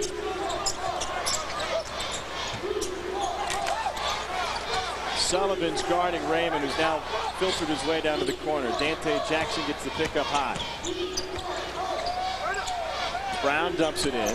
Love off the glass draws a foul. That will be the third on Krovotny Barber.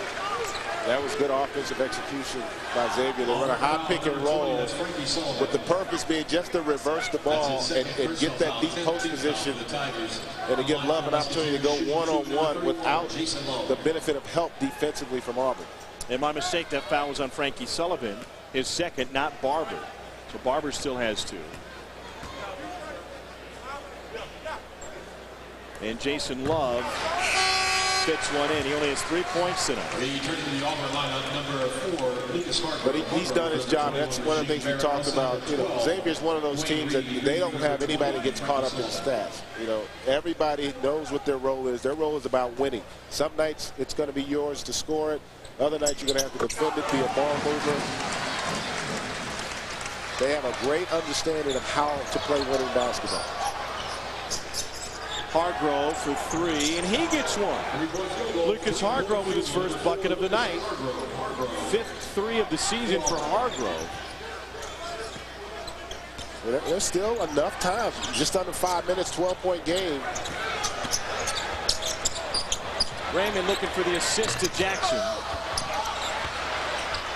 And the loose ball is fought for. They're going to get Xavier with a push. That's going to go against Love. The fourth now on Jason Love. Now, that last three-point shot is a little bit questionable. Maybe that's one where you want to try to attack the rim. Use a little more clock, but that's what pressure does, though. It speeds you up. It makes you maybe, even though it's an open shot, it's probably not the quality shot you want with a 12-point lead. On the line for Auburn shooting two, number 24, Tay Waller. Tay Waller at the free throw line. Gets the first. He's got another one coming. Love, with 4 fouls, have to take a seat, and Kenny Frease replaces him. Frease played 16 minutes last time out against Miami of Ohio. Seeing extended playing time tonight. A pair at the line for Waller now. And here's that Auburn press. Xavier has turned it over in the half court, let alone in the full court. They've turned it over 19 times tonight. Raymond, why shoot it two? I tell you, he's been everything offensively for him tonight. And great decision by Frease to get him that basketball because he's in such a good rhythm offensively. He's got a career-high 27. Hargrove, right for back-to-back threes, brought down by Frease.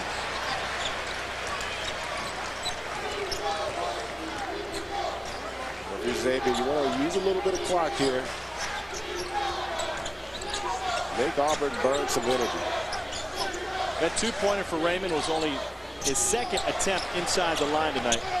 He's 9 of 11 from the floor, 7 of 9 behind the arc. Frease had a block. Barber's got 3 blocks in this game. Swatted the 7-footer, but then fouls him second time through. That's the third on Barber. Freshman Kenny Frease putting the effort in on the offensive end for Xavier.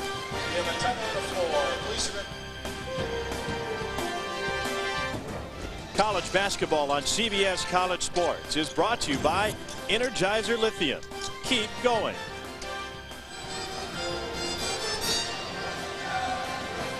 Fantastic tournament history for Xavier, leading Auburn 70-58, trying to bang out their 7th win against 0 losses on this season. Greg, Xavier's taking some early shots in the shot clock, even though they're up by 12. What does that do for Auburn when they don't have to play defense for 25, 30, 35 seconds? Well, it creates more possessions.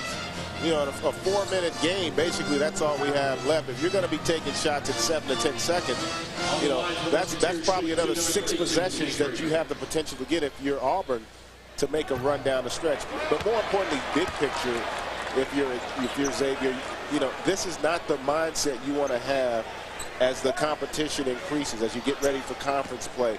Because this effort the last 6-7 minutes is not going to win a lot of games for you as you go up against better teams. And better teams are certainly on the horizon, not to take anything away from Auburn, but 4-12 and SEC play 3 of the last 4 years. They've got Cincinnati waiting, which is always a high energy, rivalry game. They've got Duke waiting. There's plenty of talent left in this Xavier schedule. They've got Virginia just after the New Year, and then they get in the A-10 play. How about Barrett? He buries the three. It's his first of the night. It's his first three of the season for the senior Rasheem Barrett. Auburn's not going anywhere.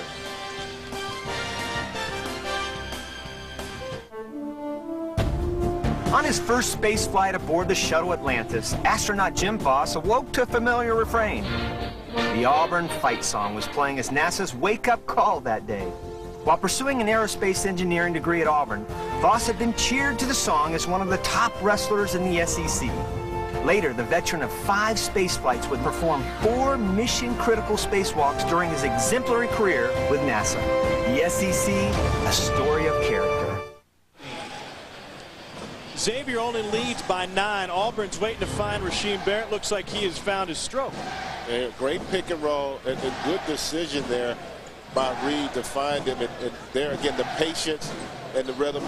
Worst case scenario if you're Auburn, if you get him going offensively, if you can get Rasheem Barrett back into the structure of your offense, you're going to be a much better basketball team for the rest of the season. Single-digit lead for Xavier. They pick up the dribble in the backcourt, and they got to use a timeout. Barrett was pestering Anderson now. Now both sides have 1 timeout left. 3:19 to go. A 13-game home winning streak is on the line for Xavier.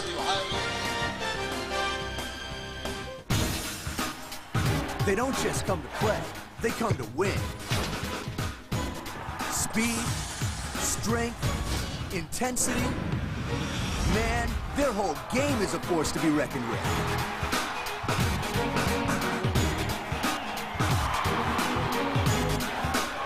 Ready or not, watch NCAA women's basketball only on CBS College Sports.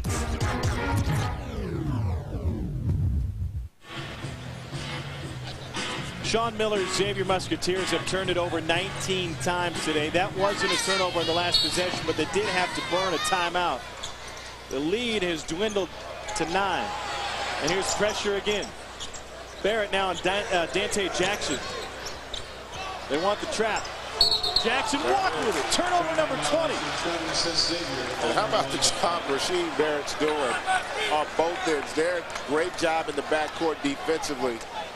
They're doing a good job. Remember, no point guard. We made that point in the beginning for Xavier, and it's really starting to show its head here down the stretch.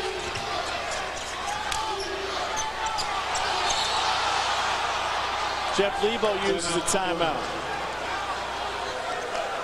27 seconds left on the shot clock. It's a 9-point game. At one point in the second half, early in the second half, Xavier led by 22. Remember, they went on a 14-0 run over the end of the first and beginning of the second half. And it was at that point that Jeff Lebo had to use a timeout a minute into the second half. We said at that point that they weren't playing with any fire or passion on defense. They've had it now. They really have. I think a lot of it goes to Barrett. I think he's really been that glue guy defensively, and then we got a little bit of a rhythm offensively going. I think that's really elevated the confidence of this entire team, and they also now doing something that they probably could have tried to use earlier. Look, Xavier does not have a pure point guard. They do not handle pressure well.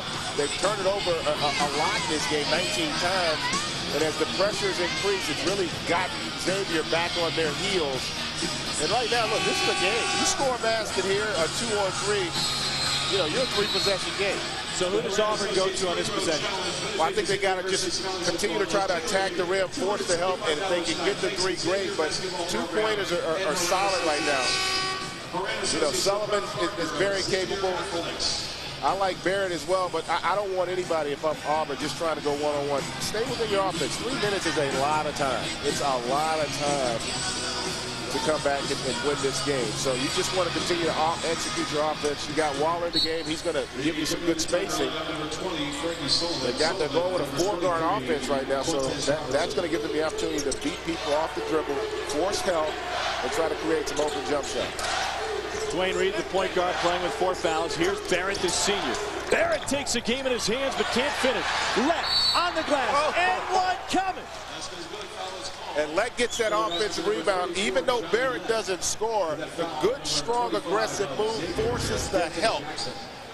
And that's what allows guys to get into position to come up. Just a great effort by Lett there to come up with that offensive rebound. Fought off 2 Xavier players to get it. And that's going to be the formula. They're going to look to try to continue to beat Xavier off the dribble, either for scores or to create open shots on the perimeter. 6 points and 4 boards for Johnny Lett. His first trip to the free throw line, where Auburn has hit 11 of 13 free throws in the second half. Can't finish. But still, Xavier has struggled from the free throw line. Auburn has made hay there.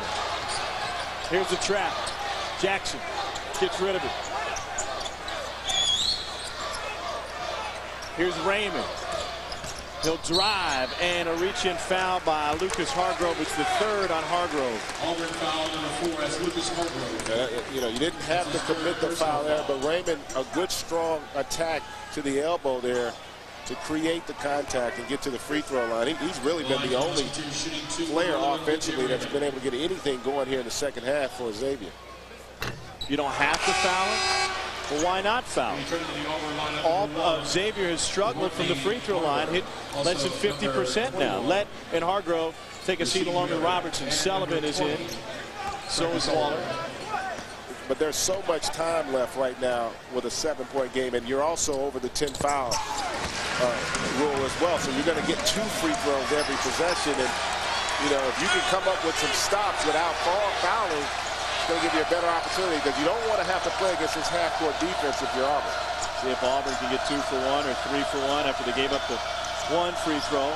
Now Reed drives on Jackson, goes to his left, and loose ball will belong to Xavier. 2:11 to go. Auburn will keep the pressure on. Robertson into the game. Xavier's seen pressure before. They faced Mike Anderson in Missouri down in Puerto Rico. No one pressures as much as Anderson does. Miami gets after you from end to end. Robertson stepped on the sideline. They also had Holloway playing there as a point guard. And again, that's just another ball handler who's comfortable at dealing with pressure. And Holloway was perfect from the free throw line, 10 for 10 in the final 5.5 minutes in that come-from-behind win against Missouri. Brown. Pressure. Barrett was all over him. Home crowd wanted a whistle. Raymond, again, a quick shot. This one rolls off. Auburn has it. Here's Reed out front. Got fancy with it, and he can't finish. Oh, that's a tough play there. I don't know if he was trying to initiate contact or was expecting a play on the shot. Auburn foul number 12. That's Dwayne Reed. And he just is unable to convert that. That's one of those plays you see here. He slows up instead of just going hard at the rim and trying to force a play on the basketball. Maybe you get the foul, but he let up, lost a little bit of concentration there, not able to convert. Those are the kinds of plays that are going to probably lead to a defeat for Auburn. That was a huge opportunity right there to get a basket and then also to be able to set your pressure defense. But you made the point about why not foul them, because they are not making free throws here down the stretch. Sean Miller looking on. Auburn, by the way, has lost Dwayne Reed for the game. He fouls out with 1:53 to go. And Anderson hits 1 of 2. Field goal drought for Xavier is now 4 minutes plus. Here's Barrett, walked with it. Oh, he wanted so bad to make a play going full speed. It was just a little bit out of control. You know, you got to feel for the big fella, because he's working as hard as he can. You know, Jeff Lebo is a little disappointed, but here he just, you know, he couldn't make up his mind what he wanted to do on that play.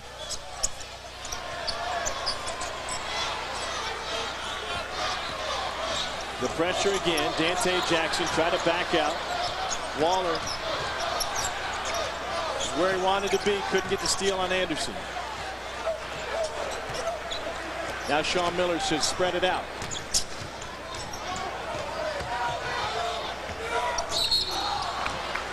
Foul on Hargrove will be his 4th. Foul number 24, that's Tay Walter. Well, 1:28 left now. If you're Xavier, you probably feel a little bit better about getting the victory, but if you're Sean Miller, you're not going to be happy with the way his team finished this basketball game, because you know, the upcoming opponents, you talked about Cincinnati and Duke, they're going to get after defensively. And they're going to see, look, this team struggles when you pressure them full court. They do not have a pure point guard. They don't do a good job of handling the pressure.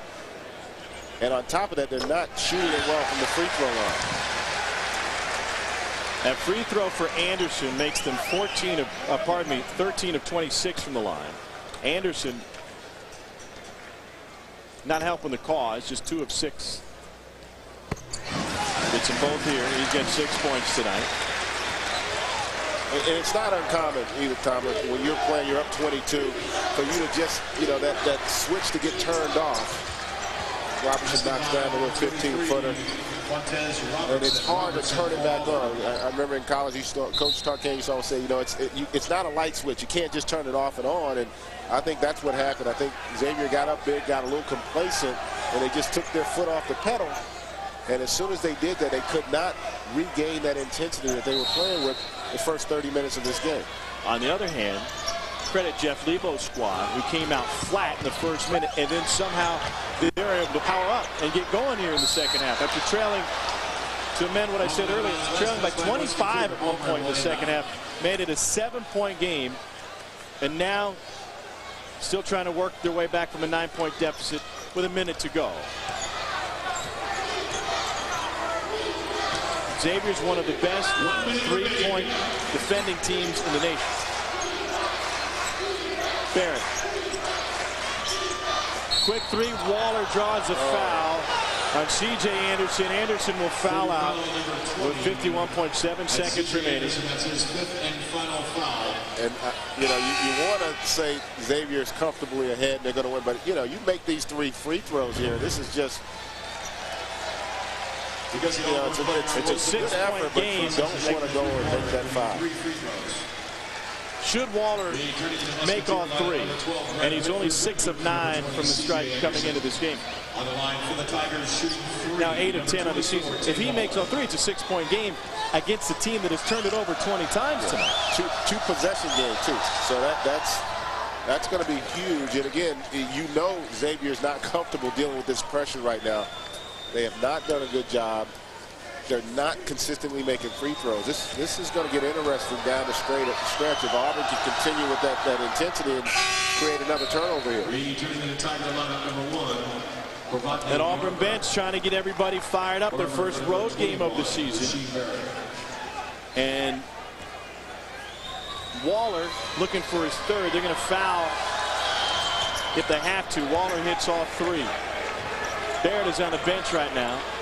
They brought Barber back in. He's playing with 3 fouls. Here's the pressure. Sullivan against Redford. They don't foul there. They go on the wanted to steal instead.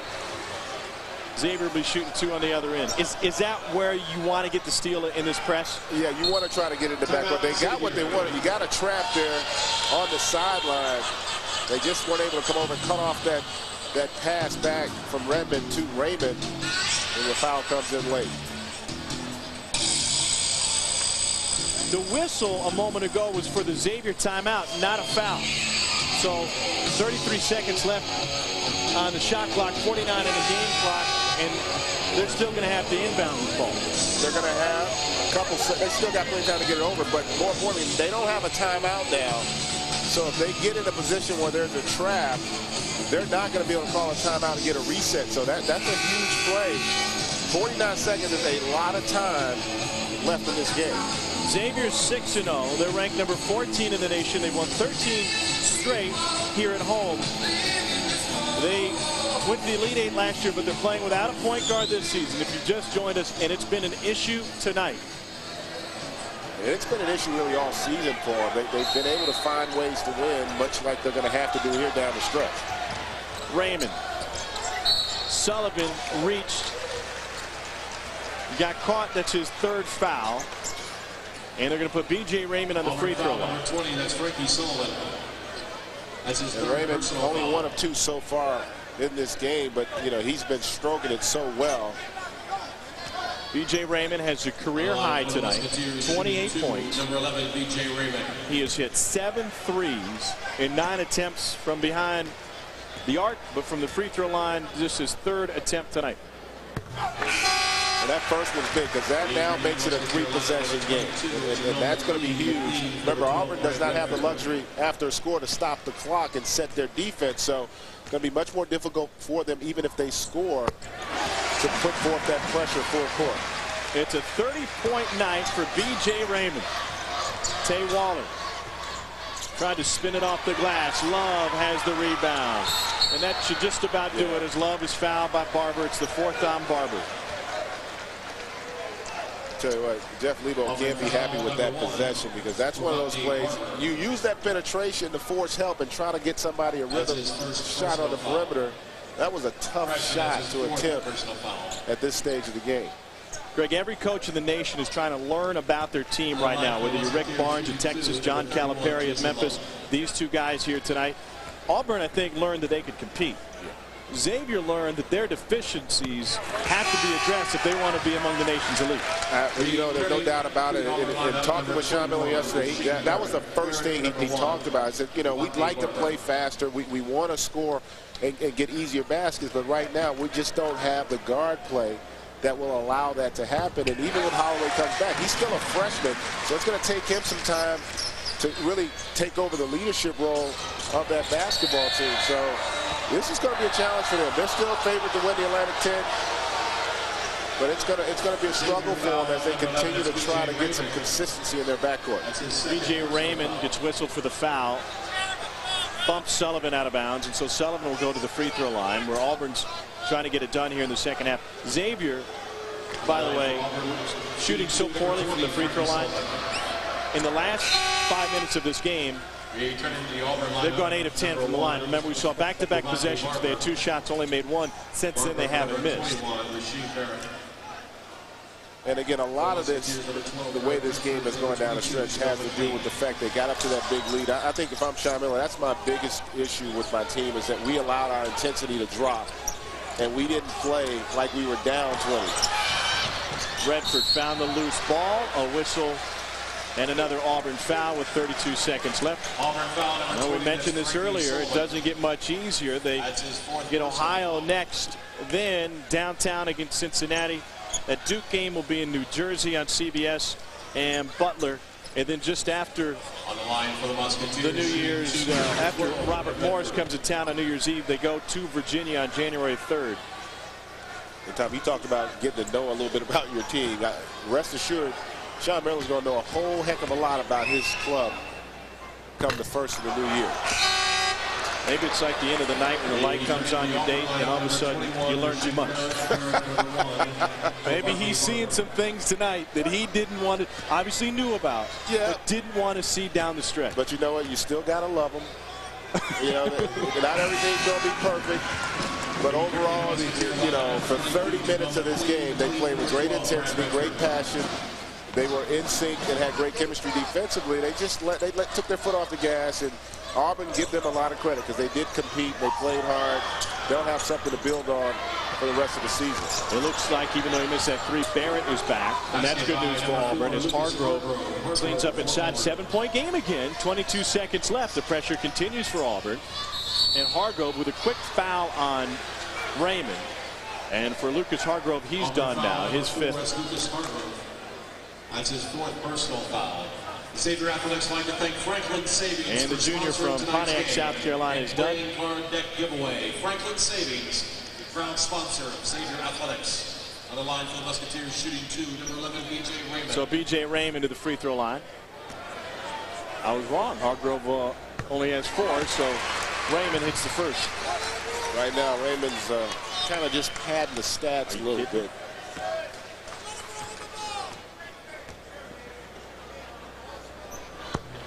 B.J. Raymond has a career-high 32 points tonight. And Sean Miller will reach the century mark with the victory. His 100th as the head man here at Xavier. And he earned it. He had to earn it. I'm sure it's a lot more difficult than he thought he would be after they went up by 25.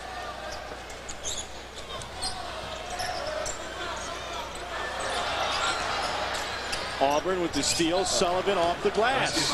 Number 20, Frankie Sullivan. Career high 22 points for Frankie Sullivan. 7-point game, 6 seconds to go. The clock will run out on Jeff Lebo and the Auburn Tigers. They'll fall to 3-4 after a valiant effort on the road tonight.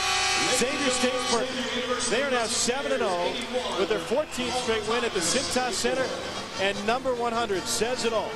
100 wins against 39 losses in the young career of the head coach Sean Miller. B.J. Raymond led the way.